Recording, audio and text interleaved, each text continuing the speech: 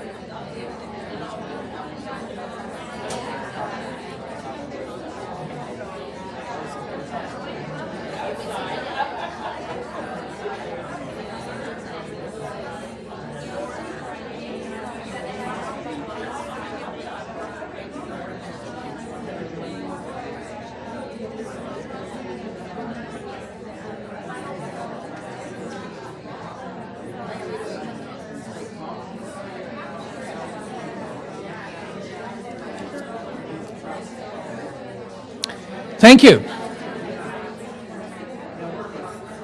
Now comes a tricky one.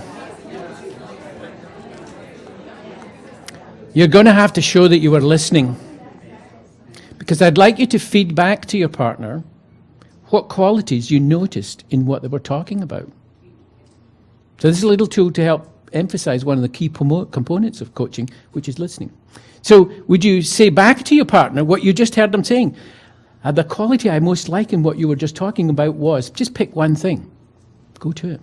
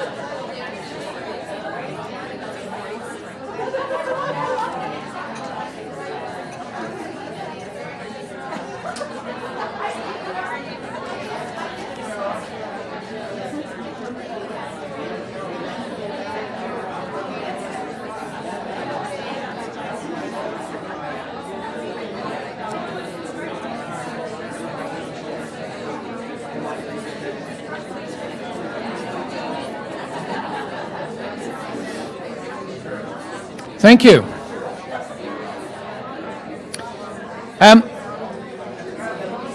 Thank you. Not only do I make you work, I'm going to put you on the spot. I need 2 people to tell me what you saw that was most useful in the exercise you just went through. So, Some brave soul. Thank you. I spoke about how I'm a very task-oriented individual, which I didn't necessarily see as immediate strength, because I'm looking for other qualities in leadership in myself, and it was pointed out to me that I did bring that value of accomplishment to. So this helps us see the resources we've got, because sometimes we are hard on ourselves. Thank you. One more. I saw another hand. Yes. I learned that a new method to be a better coach. Ah. My partner asks her staff members what 3 things they hate doing and what 3 things they would like to do. Yep. And then that can help change their job in the future. Good. I always urge people to downplay the hating part. Last night I had the privilege of going to the dinner, and before I met a whole bunch of people, and the only question I asked them was, the researchers, whatever, somebody from the Interior Government. I said, so what are you most proud of in the work you're currently doing? They'll tell you amazing stuff. Thank you. Honest self-evaluation. Candor matters. Our candor, of course, also matters. Thank you. So the question is, where do we begin in this model? Well, let's just look at some quotes, first of all, from William James, no less. The art of being wise is the art of knowing what to overlook. And what we overlook in solution-focused coaching is problems. There's an awful tendency, particularly in performance reviews, to talk about the problem after you've had 2 minutes on what they do well. So that's what we try to overlook in solution-focused coaching. Change is happening all the time. Lots of us are quite frightened of change. I was Facebooking this morning on this very topic. They were talking about change in the healthcare system in Britain, about how the staff are battered by change. And that's because they're not really looking at the fact that change is happening around them all the time in society. And so they might do well if they read this line. Our role is to identify useful change and amplify it. In solution focus, we notice there was an example over here of somebody who realized something about a resource they have. So useful change. And a favorite of mine from a guy who taught me solution focus at the Hinks Delcrest, Jim Duval, people are trying to collaborate all the time, just not each other's way. They are trying to collaborate, it just looks messy. It might not appear it. George Smitherman and Rob Ford are trying to collaborate, but they don't talk the same language, and our job is to help them find out what the common language is. So let's practice this a little bit by noticing what works well. Noticing what works well. Have you ever noticed that there are 2 ways of solving problems? And we get problems dished up to us all day, all the time. Every 2 minutes there's a new problem. There's the problem focus and there's the solution focus. You'll be familiar with this one, understand and diagnose the problem. A fantastic principle for scientists, not such a good one in human systems. Know what causes the problem. Mechanics needs to know what's causing the problem, i.e. the engine won't start. But when we dive into that in human systems, what happens? When we go after the cause of the problem, their fingers come out. You did this, blah, blah, blah. And then use the information to address and fix the problem. Now we know what's wrong, we're going to fix it. The problem with that is we then create solutions based on the problem as opposed to what we really want to happen. In solution focus, recognize the solution, what is wanted. It's that simple. All we're trying to find out is what people actually want. And we can speed up the process of getting there. Finding know-how, things that contribute to the solution. A quick story about that. I did some work with the Toronto Film Festival many years ago. They were going in their 23rd anniversary. They were terrified of the 25th anniversary because we were going to have to have a big deal.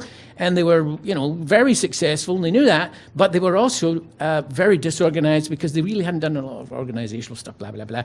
So I said to them, so you're really unhappy, and what's working? And they said, nothing. I said, well... I saw Variety magazine recently, and it did say that you were the #1 not-compete film festival in the world and the #2 after Cannes. What's working, folks? And they come up with huge lists. and it changed the conversation about what they needed to do differently. They were spectacularly successful, but they had noticed only the fact that they were unhappy because they were a bit disorganized. So let's practice this. Oh, build a solution and often the problem goes away. I can't tell you the number of times where I've worked with teams where we do talk about the problem to identify it, and then we get on to resources, etc. And later on I say to them somewhat ceremonially, you talked about the problem over there this morning. Should we talk about that? And they all go, no, thank you. Because the solution has evolved, the solution has helped the problem dissolve. So how, better questions is the answer to that. So let you go. We got person A, describe a problem you're having at work. Try not to slander anybody. That will be difficult, I know. You've got a minute to describe it. And person B, ask the following questions. And you've got 3 minutes to ask these questions. And here they are. What's wrong with what you're doing? Why are you doing so badly? What's the main cause of your difficulty? Whose fault is it? It's usually your fault. What are the other things that make it hard? And why will it be difficult for you to do any better? So pick an A and a B. And A, describe a problem. And B, ask these questions. You've got 4 minutes in total to do this.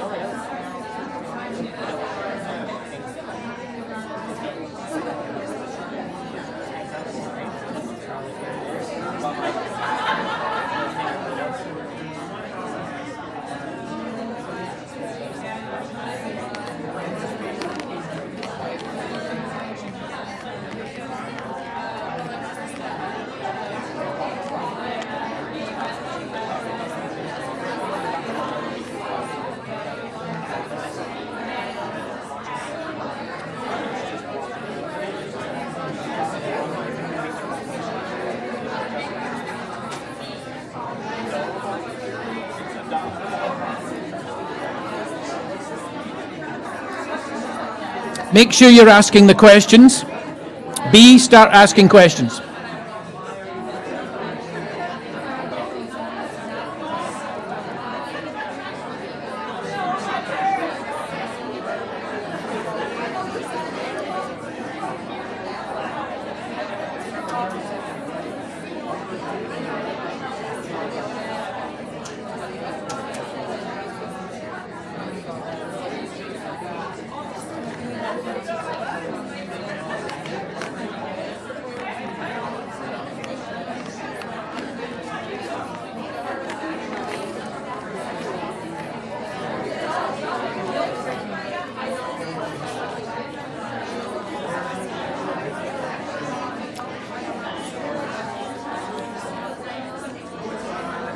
Thank you.